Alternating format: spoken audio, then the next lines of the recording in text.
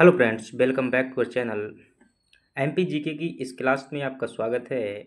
आज जो है हम मध्य प्रदेश के इतिहास के प्रमुख राजवंश से संबंधित जो भी महत्वपूर्ण प्रश्न बार बार परीक्षाओं में पूछे जा रहे हैं और ख़ास तौर से वर्तमान में जो अभी एमपी पुलिस का एग्ज़ाम होने वाला है उसके लिए हम टॉपिक वाइज एमपी जीके के महत्वपूर्ण प्रश्न आज से जो है डेली एक क्लास आपके सामने लेकर के आएंगे। तो चलिए अपने क्लास की शुरुआत करते हैं। आज के प्रश्न हैं मध्य प्रदेश के प्रमुख राजवंश को लेकर के प्रश्न। यदि चैनल पर नए हैं तो चैनल को सब्सक्राइब कर लीजिए। यदि आप क्वेश्चन की प्रैक्टिस करना चाहते हैं तो Telegram group GS quiz champion को ज्वाइन कीजिएगा। यही क्वेश्चन आपको वहाँ पर मिल जाएंगे और इसका लिंक आपको डिस्क्रिप्शन बॉक्स में मिल जाएगा। चलिए देखते हैं। ये है हमारे मध्य प्रदेश का जो आप देख पा रहे हैं ये मानचित्र है और इसके चारों ओर जो देख पा रहे हैं ये प्रमुख शासक हैं। प्रश्न क्या पूछा जाता है कि कौन सा राजवंश किस क्षेत्र से संबंधित रहा है, इस प्रकार से प्रश्न पूछा जाता है। तो चलिए हम एक एक करके प्रश्न देख लेते हैं। हमारे पास में पहला प्रश्न है। चलिए हमारे पास में पहला प्रश्न है और पहले प्रश्न के रूप में जो आपसे पूछा गया है कि नागवंश का संबंधित क्षेत्र निम्नलिखित में से कौन सा है। तो मध्य प्रदेश में अलग अलग क्षेत्रों में अलग अलग राजवंश रहे हैं, उनमें से नागवंश का संबंध किस क्षेत्र से रहा है। तो नागवंश की बात की जाए तो मध्य प्रदेश में दो क्षेत्रों से संबंधित रहा है। एक तो यह ग्वालियर के पवाया क्षेत्र से संबंधित रहा है और इसके पहले ग्वालियर तो ये बाद में आया हुआ था, इसके पहले ये हमें विदिशा में देखने को मिल जाता है। कहाँ पर? इसके पहले जो है यह विदिशा में देखने को मिलता है। तो इसका सही जवाब क्या हो जाएगा? आपका विदिशा जो है सही जवाब हो जाएगा। बाद में कहाँ पर ये राजवंश आया हुआ था? ग्वालियर में आया हुआ था और इसने पद्मावती या पवाया को अपनी राजधानी बनाया हुआ था। चलिए अगले प्रश्न की बात करते हैं।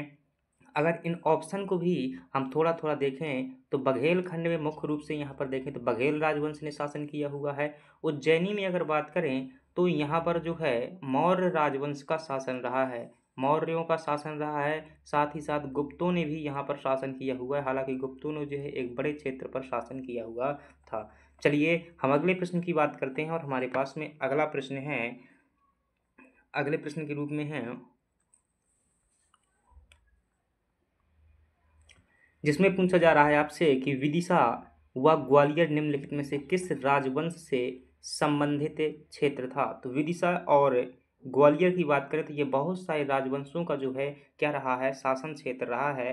परंतु फिलहाल में यहाँ ऑप्शन में देखेंगे तो विदिशा और ग्वालियर में जो है आपका वकाटक वंश हो जाएगा। वकाटक वंश का क्षेत्र जो है मध्य प्रदेश में अगर बात की जाए तो यह विदिशा में भी रहा है, विदिशा में भी रहा है और यह ग्वालियर में भी रहा है, विदिशा में हो जाएगा और आपका ग्वालियर में भी हो जाएगा। कौन? वकाटक वंश। अगले प्रश्न की बात करते हैं और अगला प्रश्न है हमारे पास में कि उज्जैनी किस राजवंश से संबंधित था। उज्जैनी जो है किस राजवंश से संबंधित था। तो इसका सही जवाब हो जाएगा उज्जैनी में जो है शकों की कई शाखाएं हुआ करती थी और उसमें से शक की एक शाखा थी जिसका नाम था आपका कार्दमक शाखा और कार्दमक शाखा ने जो है उज्जैन में शासन किया है। अगर एक प्रश्न और यहाँ से पूछा जा चुका है, ये एमपीपीएससी में आया हुआ है कि शुंग मूलतः कहाँ से संबंधित थे। अगर आपसे ये प्रश्न कभी पूछ लिया जाए कि मूल रूप से जो है मूलतः शुंगों का शासन कहाँ से संबंधित था, तो ये मूल रूप से उज्जैन के थे और यहीं पर इन्होंने यज्ञ करवाया हुआ था। अगले प्रश्न की बात करते हैं और अगला प्रश्न है हमारे पास में तीसरे नंबर का प्रश्न कर चुके थे। चौथे नंबर बघेलखंड से बुंदेलखंड तक किस राजवंश का संबंधित क्षेत्र रहा है। तो इसका सही जवाब हो जाएगा आपका बघेलखंड और बुंदेलखंड में अगर बात की जाए तो नागवंश बात करें तो ये आपका विदिशा और ग्वालियर में रहा है और आपका चंद्रवंश की बात करें तो ये चंद्रवंश बघेलखंड के क्षेत्र में और बुंदेलखंड में भी रहा है और ये आपका बोधि वंश भी जो है ये बघेलखंड में रहा है। लेकिन कारुस वंश जो है जिससे कौरवों की उत्पत्ति मानी जाती है, इसका क्षेत्र एक व्यापक क्षेत्र में था और इसका सही जवाब हो जाएगा क्या? आपका कारुस वंश हो जाएगा। अगले प्रश्न की बात करते हैं और अगला प्रश्न है विदिशा किस राजवंश का संबंधित क्षेत्र था। तो दिए गए ऑप्शन के अनुसार अगर बात की जाए तो ये शुंग वंश का जो राजवंश क्षेत्र था विदिशा था और शुंग वंश के जो शासक थे जिसका नाम था भागवत या भागवत, इसने अपनी विदिशा को राजधानी भी बनाया हुआ था और इसी के दरबार में हेलियोडोरस नामक गरुड़ जो है यूनानी राजदूत आया हुआ था। तो ये प्रश्न भी कई बार पूछा। अगले प्रश्न की बात करते हैं और अगला प्रश्न है वकाटक वंश का संबंधित क्षेत्र दिए गए विकल्पों में से कौन सा है? वकाटक राजवंश की बात की जाए तो इसने जो है विदिशा में शासन किया हुआ है, और वकाटक राजवंश ने विदिशा के साथ साथ में कहाँ पर, इसने ग्वालियर में भी शासन किया हुआ है। जबलपुर में बात करेंगे तो यहाँ पर जो है कलचुरी राजवंश ने शासन किया हुआ है, और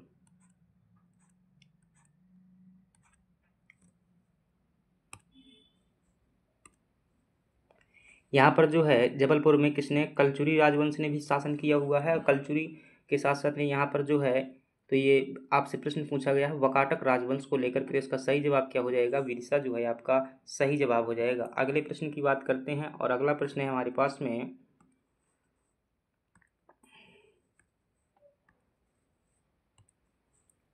कि वह राजवंश है जिसका संबंधित क्षेत्र जबलपुर था। तो दिए गए ऑप्शन के अनुसार अगर बात करें तो कलचुरी वंश ने जो है जबलपुर में शासन किया हुआ है। बोधि वंश जो है आपका बुंदेलखंड पन्ना क्षेत्र में हो जाएगा। कार्दमक वंश जो है आपका कहाँ पर हो जाएगा? ये कार्दमक वंश जो है आपका उज्जैन में हो जाएगा। अगले प्रश्न की बात करते हैं, और अगला प्रश्न है हमारे पास में, इसमें पूछा गया है शुंग वंश का संबंधित क्षेत्र कौन सा है? अगर शुंग वंश के संबंधित क्षेत्र की बात करेंगे तो दिए गए ऑप्शन के अनुसार देखेंगे तो वेशनगर हो जाएगा, क्योंकि शुंगों के जो एक शासक था जिसका नाम था कौन, भागभद्र हो जाएगा। और भागभद्र ने जो है विदिशा को अपनी राजधानी बनाया हुआ था। कई बार आपसे ये प्रश्न पूछ लेता है सीधा सीधा, हालांकि ये प्रश्न अलग से हम करेंगे कि किसके दरबार में हेलियोडोरस नामक राजदूत आया हुआ था। तो आपसे ये प्रश्न पूछे कि हेलियोडोरस है, हेलियोडोरस नामक राजदूत किसके दरबार में आया हुआ था? तो आप क्या बताएंगे? भागभद्र के दरबार में आया हुआ था, और इसने जो है क्या किया था? भागवत धर्म को ग्रहण कर लिया था। कौन से धर्म को? भागवत धर्म को ग्रहण कर लिया था। और भागवत धर्म को ग्रहण करने के पश्चात इसने एक स्तंभ भी बनवाया हुआ था, और उसका नाम है क्या? गरुड़ स्तंभ है। तो कई बार यह प्रश्न पूछ लेता है कि गरुड़ स्तंभ कहाँ पर स्थित है? तो आपका जवाब क्या होगा कि यह विदिशा में स्थित है। लेकिन विदिशा इसका वर्तमान नाम है। उसे विदिशा को उस टाइम पर बेशनगर कहा जाता था। क्या कहते थे? उस टाइम पर बेशनगर कहा जाता था। इतनी जानकारी आप क्या करेंगे? ध्यान रखेंगे। अगला प्रश्न है हमारा, और अगले प्रश्न में आपसे जो 9 नंबर का प्रश्न है इसमें पूछा जा रहा है कि विंध्य प्रदेश निम्नलिखित में से किस राजवंश से संबंधित क्षेत्र था? विंध्य प्रदेश की अगर बात करेंगे तो यहाँ पर जो है संबंधित क्षेत्र हो जाएगा आपका, किसका हो जाएगा? वकाटक वंश का क्षेत्र हो जाएगा। वकाटक वंश दरअसल बात करें ना तो इसने जो है बुंदेलखंड और बघेलखंड दोनों में क्षेत्र के शासन किया हुआ था। तो बार बार जो है इस वकाटक वंश का शासन आ रहा है। वकाटक राजवंश की अगर स्थापना की बात की जाए कि इसकी स्थापना किसने की हुई थी, तो विंध्यसेन ने जो क्या है इसकी स्थापना की हुई थी। तो आप इससे भी याद कर सकते हैं, विंध्यसेन से विंध्य प्रदेश याद कर सकते हैं। बोधि वंश जो हो जाएगा ये मध्य प्रदेश के जो है बुंदेलखंड क्षेत्र में हो जाएगा, और कारुस वंश जो है बघेलखंड बुंदेलखंड दोनों में रहा है। अगले प्रश्न की बात करते हैं, और अगला प्रश्न है थोड़ा सा यहाँ पर टाइपिंग मिस्टेक है, तो मंदसौर लिखा हुआ है। क्या लिखेंगे यहाँ पर? मंदसौर। मंदसौर में जो है किस राजवंश ने शासन किया हुआ है? तो मंदसौर मध्य प्रदेश का एक जिला है जो कि राजस्थान की सीमा से लगा हुआ है। तो मंदसौर में अगर बात करें कि दिए गए ऑप्शन के अनुसार किसने शासन किया हुआ है, तो यहाँ पर जो हो जाएगा, देखो गुर्जर प्रतिहार वंश ने कहाँ पर शासन किया हुआ है? इसने जो है उज्जैन पर शासन किया हुआ है। ठीक है। सिंधिया ने कहाँ पर शासन किया हुआ है? सिंधिया ने जो है आपके ग्वालियर में शासन किया हुआ है। ग्वालियर शिवपुरी क्षेत्र में सिंधिया राजवंश ने शासन किया है। कलचुरी ने कहाँ पर शासन किया है? तो कलचुरी वंश के शासकों ने जबलपुर पर शासन किया हुआ है। लेकिन यहाँ पर कोई ऑप्शन नहीं है जिसका उत्तर हो सके। तो मंदसौर में जिससे का शासन जो है प्रसिद्ध रहा है, उस शासक का नाम है, जो वंश है उसका नाम है औलिकर वंश। तो औलिकर वंश का शासन मध्य प्रदेश में कहाँ पर रहा है? तो आप क्या बताएंगे कि औलिकर वंश ने मंदसौर में शासन किया हुआ है, और मंदसौर ही इनकी राजधानी हुआ करती थी। मंदसौर अभिलेख जो है इसके बारे में जानकारी देता है। गुप्त राजवंशों का जो है औलिकर वंश जो है क्या होता था? सामंत होता था। इस राजवंश के अगर संस्थापक को लेकर के बात करें कि स्थापना किसने की थी, तो इसकी स्थापना या प्रमुख शासक की बात करें तो इसका प्रमुख जो शासक रहा यशोवर्मन जो है इसका प्रमुख शासक रहा है। अगले प्रश्न की बात करते हैं, और अगला प्रश्न है हमारे पास में, बुंदेलखंड निम्नलिखित में से किस राजवंश से संबंधित क्षेत्र था? तो बुंदेलखंड में कई राजवंशों ने शासन किया हुआ है, लेकिन दिए गए ऑप्शन के अनुसार बात करें तो चंदेल वंश। ध्यान रखिएगा, one of the most important राजवंश है। बहुत प्रश्न चंदेल वंश से पूछा जाता है, और सभी प्रश्न मैं यहीं पर एक साथ बता देता हूँ कि कौन कौन से प्रश्न पूछे जाते हैं। थोड़ा समय जरूर लगेगा। एक तो पूछता है कि चंदेल वंश ने कहाँ पर शासन किया हुआ तो इसका जवाब हो जाएगा आपका बुंदेलखंड में शासन किया। दूसरी इनकी राजधानी को लेकर के प्रश्न पूछता है तो आप क्या बताएंगे कि इनकी जो राजधानी थी खजुराहो जो है इनकी राजधानी थी।